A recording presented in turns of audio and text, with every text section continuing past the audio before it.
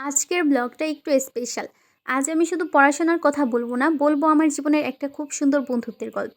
আমি যখন ক্লাস 9 এ ঢাকা থেকে ট্রান্সফার হয়ে গ্রামে এসে নতুন স্কুলে ভর্তি হই, তখনই আমাদের বন্ধুত্বের শুরু। শুরুর দিকে সবকিছু নতুন ছিল, কিন্তু খুব দ্রুতই আমরা একে অপরের সবচেয়ে কাছের মানুষ হয়ে যাই। আমাদের বন্ধুত্বের সবচেয়ে সুন্দর দিকটা ছিল আমাদের পড়াশোনার কম্পিটিশন। আমরা কখনো ক্লাস টপারদের সাথে কম্পিটিশন করিনি। আমরা কম্পিটিশন করতাম শুধু একে অপরের সাথে।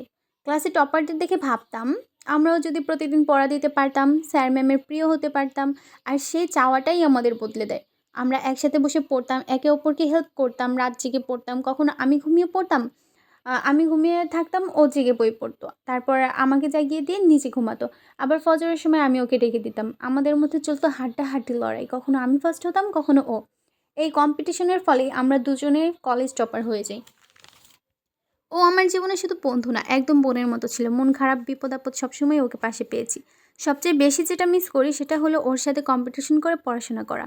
এখন একা, একা পড়তে বসলে আর আগের মতো মন বসে না। কারণ সত্যি বলতে ও ছাড়া পড়ায় সেই মজাটাই আর নেই। তোমারও যদি এমন একটা বন্ধু থাকে তাহলে কম্পিটিশন শুরু করো।